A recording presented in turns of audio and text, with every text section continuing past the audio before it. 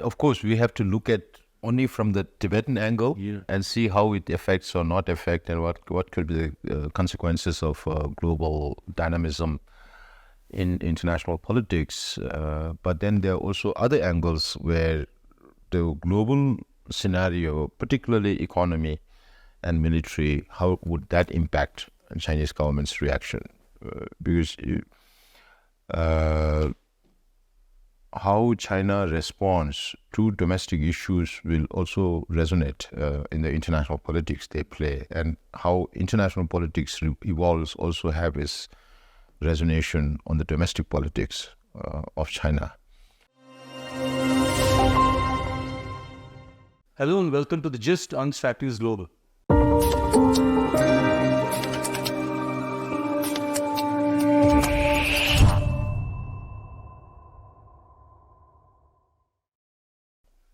I'm Surya Gangadharan and I'm in Dharmsala, where I'm sitting down for an interview with the Sikyong of the Central Tibetan Administration, Mr. Penpa Tsering.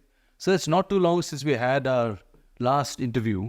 I was glad we had that interview because you are a very senior journalist. Thank you.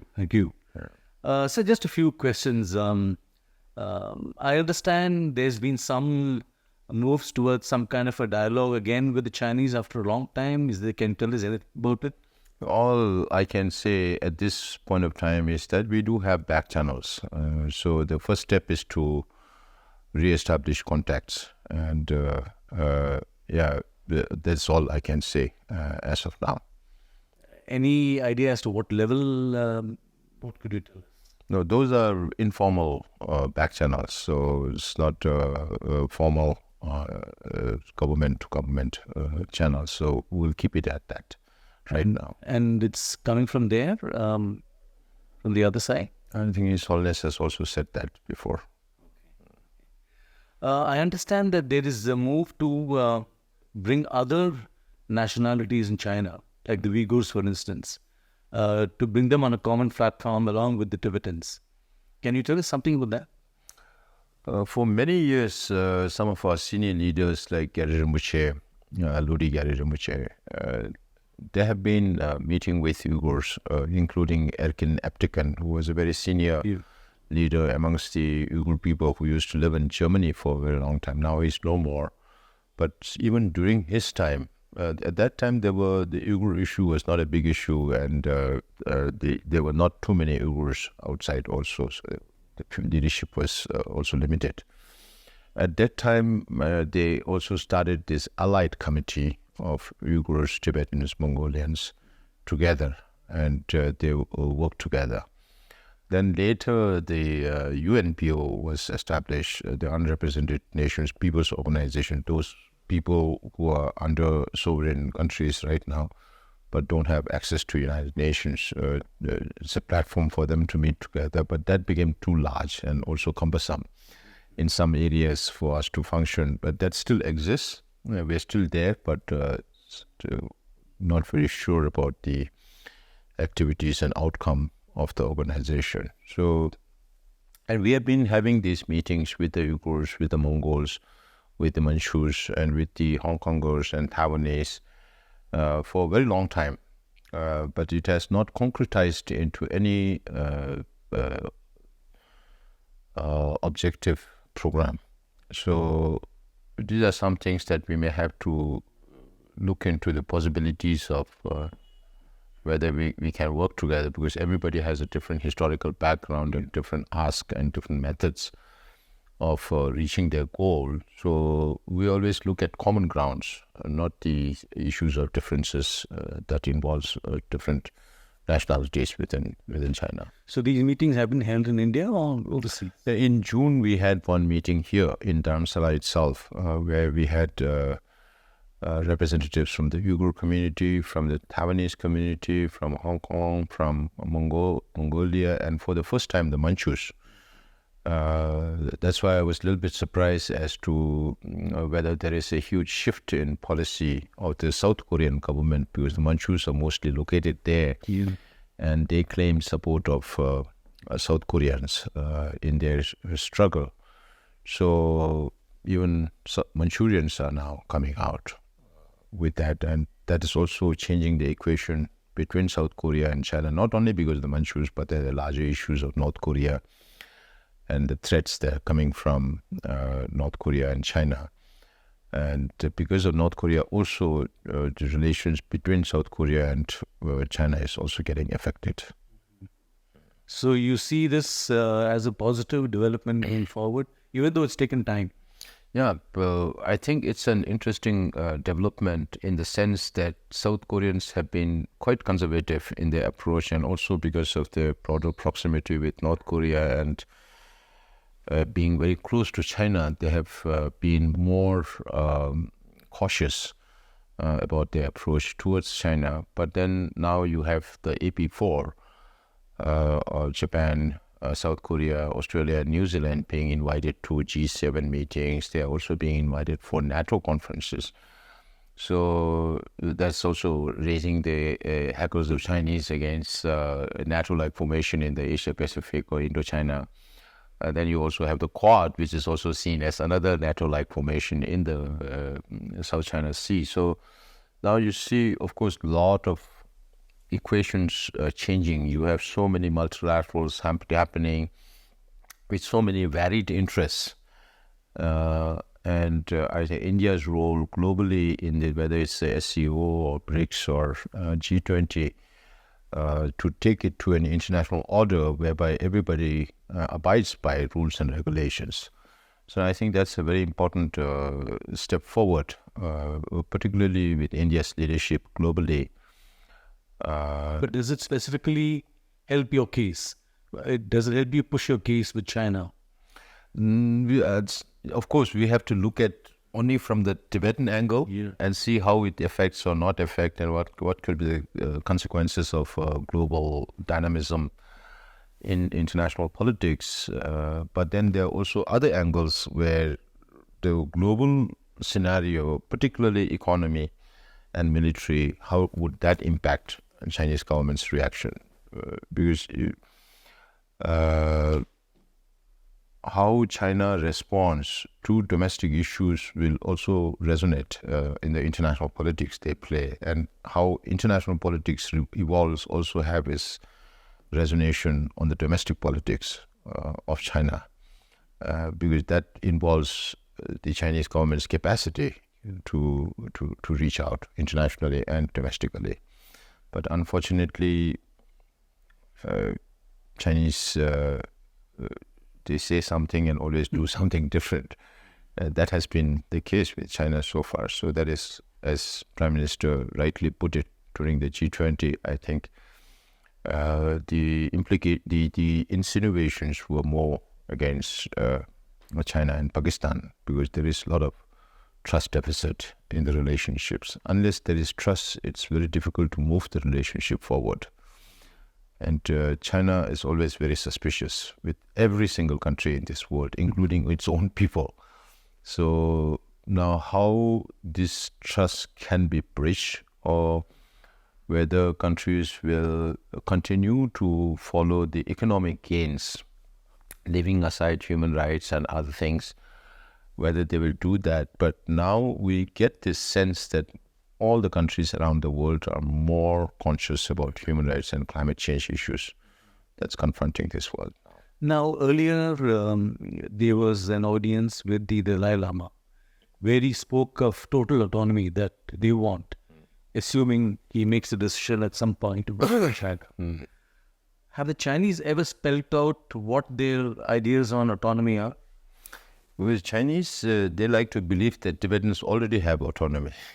Because the Tibetan regions are called Tibet Autonomous Region, Tibet Autonomous Prefectures, Tibet Autonomous Counties. So all those areas in the map where Tibetans have traditionally occupied these places, habitated these places, and which are of contiguous in nature, are one. So Tibet's size is almost 75% of China, or 25% of China, but 75% of India. So it's very big in that sense. So there are definitely challenges, but if everybody is committed to resolve this, then the Sino-Tibet conflict is the most easy one to resolve, because we will concede sovereignty if there is a resolution through the middle way approach. But till such a time, historical status of Tibet is history. We cannot change that. Conceding sovereignty, those are big words, Yes. How will it go down with young Tibetans? That is also there. But then again, you have to look at the choices. Do you have a better choice than middle way approach or the middle way policy? If you have a better choice about how to achieve that, how it can be done, then we can definitely go for another option. But that doesn't leave any room for any other option right now. We've had some curious developments in China of late. 2 senior ministers disappearing, Yes. no explanation at all. I mean, what is your sense of what's going on there? It's very difficult to accept the explanation that corruption lies at the heart of Li Shangfu, the foreign defense minister's vanishing. But then again, the question is, Li Shangfu was appointed only after the last plenary by Xi Jinping himself. Now, not even 1 year going into this, after the plenary, or maybe after the March session. Few months after that, he had to be removed. And Xi Jinping has been conducting this anti-corruption effort for several years now, since he assumed office from 2014 onwards. Maybe not so much for the first 1-2 years, but then after that, anti-corruption was a big move that he copied from Mao to, of course, handle corruption, anti-corruption also, but at the same time destroy all his opponents, which is exactly what Mao did. Again, Mao is very well known for destroying his opponents. If you read Jan Halliday's book, it's very, very clear in there. So I don't think it's only anti-corruption. There may be other matters related to that. Then the Qinggang, they say it's because of his, now the Chinese government is saying it's because of his relationship with the TV host and had a child in Washington, in US. But that again is very flimsy ground, even though Chinese communists are very clear about extramarital affair and all that. But that cannot be a reason for his removal, because he was there as ambassador to the US. And Chinese government already knew about what was happening. They cannot, independently do anything. So those facts should have been known to the Chinese leadership when he was appointed as the foreign minister. Then again, you are talking about the rocket forces. The 2-3 leaders in rocket forces. So apart from the eastern, northern, southern, western, and central theaters, then you also have the rocket forces, which Xi Jinping himself considered it of utmost importance, and he appointed these people, and those were his appointees. Again, they are talking about corruption. But then nothing that is coming out as an explanation from the Chinese government can be true. That much we can understand. So if there is an explanation after so long, since July to now, and you have an explanation coming, so that's molded in the manner that they want people to perceive this news. But that cannot be true. So everything we say, anything I say also would be speculation, because the system is so opaque. And I think through the Chinese system, it's very easy to understand the policies, but very difficult to understand the placements.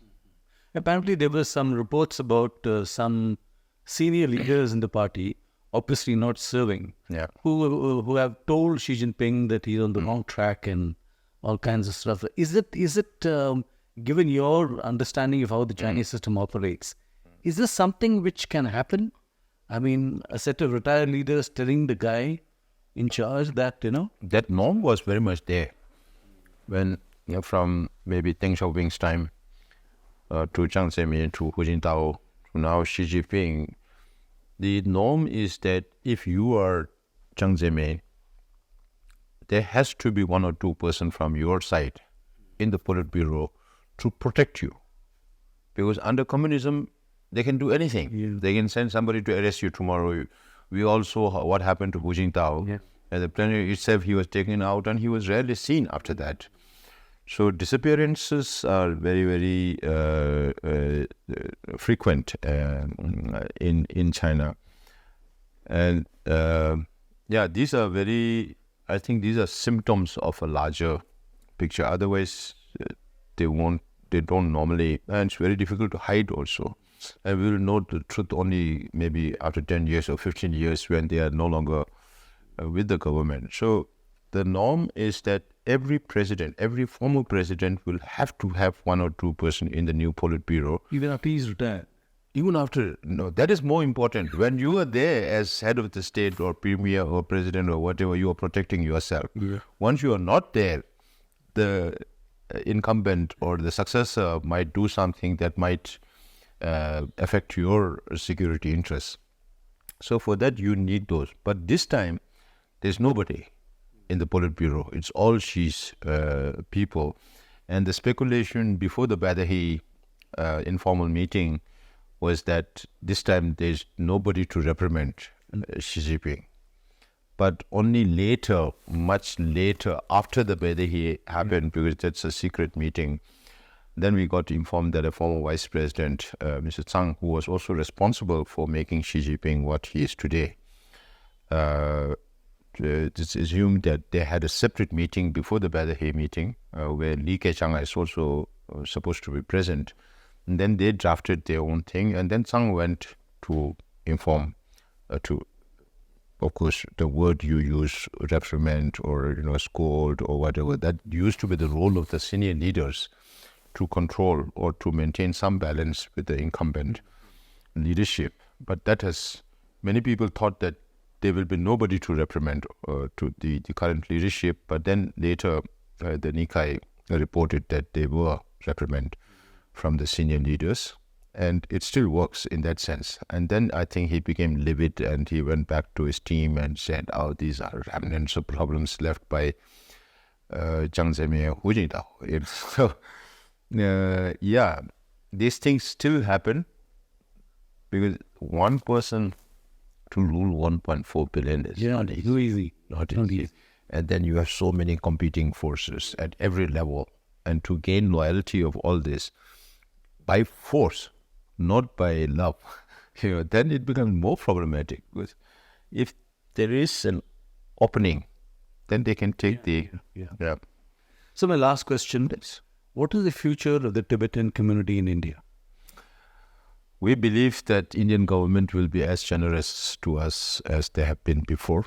And we can never forget this, because through the darkest hour of our history as a neighboring country and as somebody whom we regard as our guru, as our teacher, we believe that the Indian government will continue to grant us the support that they have been doing. And I think it will also largely depend on the behavior of the Tibetans in India as to how we conduct ourselves. So, and I think also the fact that Indian government is very proud to tell the international community that they have been looking after the Tibetan refugees' welfare is well taken in Delhi. And I think nobody wants a change in that status quo of how the world perceives India in receiving refugee community, including Tibetan, even though they are not signatory to the Refugee Convention. So our job is now more and more Tibetans are getting scattered. As I said, the dispersal of the younger generations from the compact communities is a huge challenge. So that we are looking at another solution to repopulate the compact communities, and then also work on the younger generations of Tibetans who have now become citizens of independent countries, and they have the right to vote and also the right to advocate for their representatives on the cause of Tibet. And knowing the language also makes a lot of difference, and that is what we are preparing for. So also to make this administration strong, Because Tibetans never focus on databases. If you ask Tibetans how many, they'll say many. Then how many, they don't know. Now we are focusing a lot on data so that all our future policies could be driven by data, hard facts, and then it'll become more reasonable. And that's why we are developing database structure and system and changing some systems, even though we do have a good system. So these are some of the things that, and also to make sure that even if we have to struggle for another 30, 40, 50 years down the line, we have the younger generation to take the lead. That is what we are preparing for. Penpa Tsering, thank you very much for again giving us time and for talking to us. And I wish you the very best in your endeavors ahead. And thank you very much. Thank you so much. This is all we have for you today on StratNewsGlobal. Do subscribe to our YouTube channel, follow us on social media. Thank you and good night.